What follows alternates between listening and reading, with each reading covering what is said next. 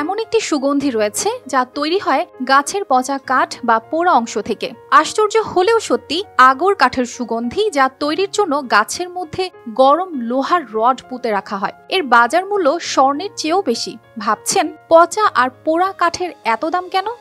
হ্যাঁ, ঠিকই শুনছেন। প্রাচীনকাল থেকেই সুগন্ধির প্রতি মানুষের আলাদা আকর্ষণ ছিল।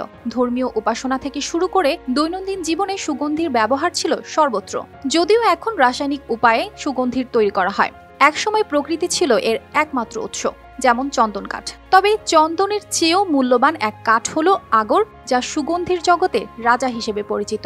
আগর কাঠ থেকে তৈরি আতর, যা আগরবাতি নামেও পরিচিত, কিন্তু আগরবাতি তৈরিতে এখন আর আগর কাঠ ব্যবহার হয় না।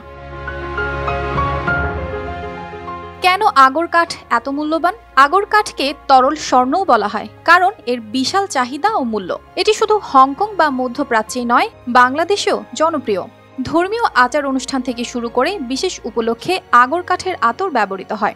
আগর কাঠ কোনো নির্দিষ্ট গাছের নাম নয়, এটি একটি বিশেষ কাঠ যা বাংলাদেশের পূর্বাঞ্চল এবং ভারতের ত্রিপুরা, আসাম, মেঘালয় এবং মিজোরামে জন্মায়। দক্ষিণ পূর্ব এশিয়ার রেইন ফরেস্টেও এর উৎপাদন হয়। আগর গাছের 17টি প্রজাতি রয়েছে, তবে অ্যাকিওলারিয়া মেলাকানসিস প্রজাতির আগর কাঠ সবচেয়ে মূল্যবান, যা ফেনী অঞ্চলের আবহাওয়ায় ভালো জন্মায়। আগর গাছের কাঠ নরম ও সাদা, যা গাছের বয়স 25 থেকে 30 বছর হলে একটি বিশেষ ছত্রাক সংক্রমিত হয়ে কালো হয়ে যায়। তখনই সুগন্ধি আগর কাঠ থেকে পাওয়া যায়। তবে প্রাকৃতিকভাবে এই সংক্রমণ বিরল, মাত্র 5 থেকে 7% গাছেই এমন হয়। বাণিজ্যিকভাবে আগর কাঠ সংগ্রহে লোহা বা তার কাটা ঢুকিয়ে কৃত্রিম সংক্রমণ ঘটানো হয়। সবচেয়ে কার্যকর পদ্ধতি হল বায়ো ইনকুলেশন, যা দ্রুত সুগন্ধি কাঠ উৎপাদন করে। আগর কাঠের চাহিদা বাংলাদেশ ছাড়াও হংকংয়ে প্রচুর। উইংলি জোস স্টিক্স অ্যান্ড স্যান্ডেলউড কোম্পানি শতাব্দীর পর শতাব্দী ধরে আগর কাঠের ব্যবসা করছে।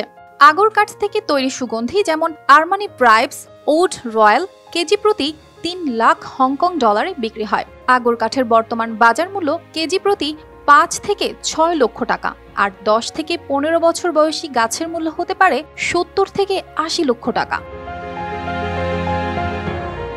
তবে আগর কাঠের ভবিষ্যৎ এখনো অন্ধকারের মধ্যে।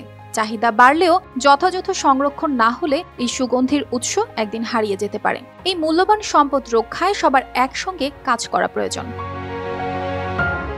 অর্পিতা জাহান, RTV।